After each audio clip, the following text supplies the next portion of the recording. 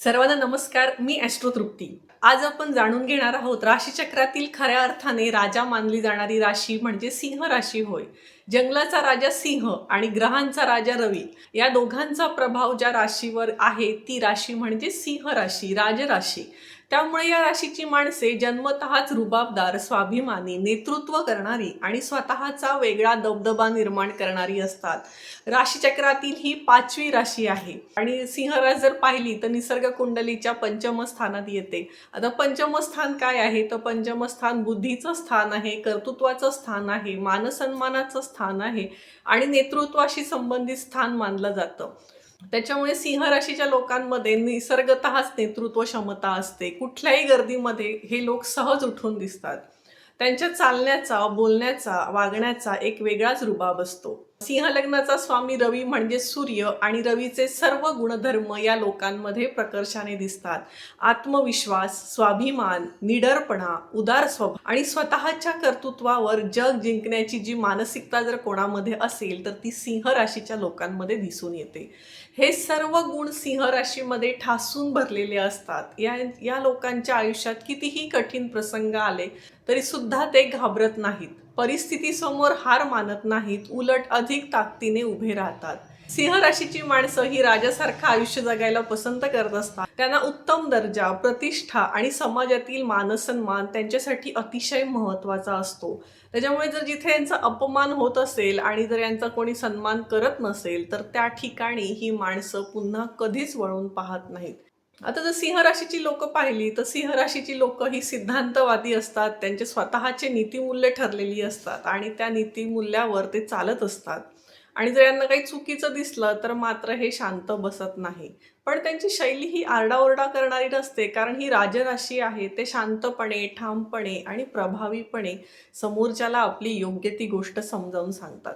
म्हणूनच राजा हा राजा असतो, म्हणून नेतृत्वाच्या क्षेत्रात हे लोक खूप पुढे असतात. मग आता व्यवस्थापन असो, प्रशासन असो, राजकारण, व्यवसाय, सैन्यदल अशा सर्व क्षेत्रामध्ये यांना मोठं यश मिळतं. पण सिंह राशीची माणसं पाहिली तर हे कोणाच्याही हाताखाली काम करणं पसंत करत नाहीत, कारण हे स्वतः राजा आहेत. यांची मानसिकता नेतृत्वाची असते. त्याच्यामुळे नोकरीपेक्षा स्वतःचा व्यवसाय, स्वतःचा बिझनेस, स्वतःची ओळख आणि स्वतःचा अधिकार यांना अधिक प्रिय असतो. सिंह राशीसाठी जर व्यवसाय आपण पाहिले तर व्यापार आहे, गारमेंट्स आहेत, मशिनरी आहेत, बांधकाम क्षेत्र, मॅनेजमेंट अशा अनेक क्षेत्रांमध्ये ही लोक पुढे असतात. पण एक गोष्ट मात्र महत्त्वाची आहे, कुठलाही व्यवसाय फक्त ते पैसा मिळतो म्हणून करत नाही, तर त्यांचं ते पॅशन असतं. म्हणजे ज्या कामात त्यांचं मन रमतं, ज्या कामात त्यांची स्वतःची ओळख निर्माण होते, तेच ते खऱ्या अर्थाने यशस्वी होतात. सिंह राशीची माणसं जर पाहिली तर अत्यंत जबाबदार असतात. कुटुंबासाठी त्यांना काहीही करण्याची त्यांची तयारी असते. घरातील प्रत्येक व्यक्तीची जबाबदारी ते सन्मानाने सांभाळतात. मदत करणं हा त्यांचा स्थायी भाव आहे.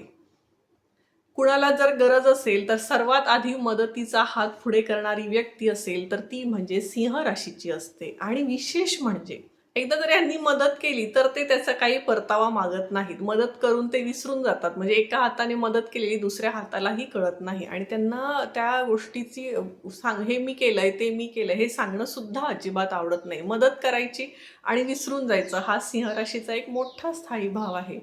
पण कधी कधी काय होतं, यांच्या या चांगुलपणाचा गैरफायदा घेणारी सुद्धा माणसं असतात. त्याच्यामुळे मग हे या लोकांपासून दूर व्हायला लागतात. आता सिंह राशीची माणसं दर्जा जपणारी असतात. गरीब असो वा श्रीमंत असो, राहणीमानामध्ये त्यांची एक शिस्त असते, एक व्यवस्थितपणा असतो आणि एक स्वाभिमान कायम असतो. ब्रँड असतो यांचा स्वतःचा. त्याच्यामुळे ब्रँडेड वस्तू, चांगले कपडे, उच्च दर्जाच्या गोष्टी यांना विशेष आवडतात, कारण त्यांना प्रत्येक गोष्टीमध्ये क्वालिटी, गुणवत्ता हवी असते. आता जर आपण सिंह राशीच्या विवाह आणि नातेसंबंधांविषयी जर बोलायचं झालं तर सिंह राशीची माणसं त्यांच्या प्रेमामध्ये खूप प्रामाणिक असतात, पण त्यांना जोडीदार देखील त्यांच्याच तोडीचा हवा असतो. कसं आहे, प्रभावी व्यक्तिमत्व असलेला, समाजात उठून दिसणारा, अगदी स्मार्ट असा त्यांना जोडीदार हवा असतो. त्याच्यामुळे काय होतं, या सिंह राशीच्या लोकांना त्यांच्या जोडीदाराविषयी प्रचंड अपेक्षा असतात आणि हेच कारण ठरतं की यांच्या विवाहाला उशीर होऊ शकतो. आपण जर ज्योतिषशास्त्रानुसार सिंह राशीच्या लोकांचे विवाह योग पाहिले तर साधारण वयाच्या 25व्या किंवा 26व्या वर्षी यांचे विवाह योग जुळून येतात. पण त्यावेळेचे जर आपले विवाह योग टळला तुमच्या या स्वभावामुळे स्मार्ट जोडीदार पाहिजे, या तुमच्या अट्टहासापायी जर विवाह योग निसटले लग्न, तर मग लग्न पुढे ढकलू शकतं. आणि आता सिंह राशीसाठी सगळ्यात उत्तम जोडीदार कुठली राशी असू शकते, तर मेष आहे, धनु आहे आणि सिंह रास आहे. कारण या राशी अग्नितत्वाच्या आहेत. या राशींमध्ये ऊर्जा, नेतृत्व आणि स्वभाव एकमेकांचे समजून घेतात. एनर्जी यांची मॅच होते. आणि ज्यांनी कोणाशी लग्न करू नये, तर मकर रास आहे, मीन रास आहे, तर या राशींशी या लोकांनी विवाह टाळावा. कारण सिंह राशीचा स्वामी रवी आणि मकर राशीचा स्वामी शनी हे दोन्ही ग्रह एकमेकांचे शत्रू मानले आहेत. त्याच्यामुळे संसारात अहंकार, ताणतणाव आणि संघर्ष वाढण्याची शक्यता अधिक असते. सिंह राशीची माणसं प्रेमात देखील त्यांचा दर्जा सांभाळतात. चार चौघामध्ये हे कधीही त्यांच्या प्रेमाचं प्रदर्शन करणार नाहीत, कारण त्यांना हे आवडतच नाहीत. त्यांच्या भावना खोल असतात, पण व्यक्त करण्याची पद्धत शांत आणि मर्यादित असते, त्यांच्या खोलीपुरतीच असते.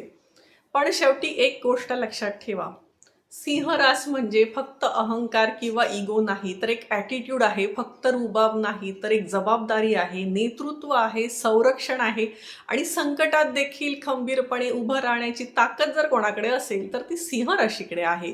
म्हणूनच राशीचक्रातील खऱ्या अर्थाने राजराशी मानली जाणारी राशी म्हणजे सिंह राशी होय. तुम्ही सिंह राशीचे आहात का? तर मला कमेंट करून नक्की कळवा. धन्यवाद. जय ज्योतिष.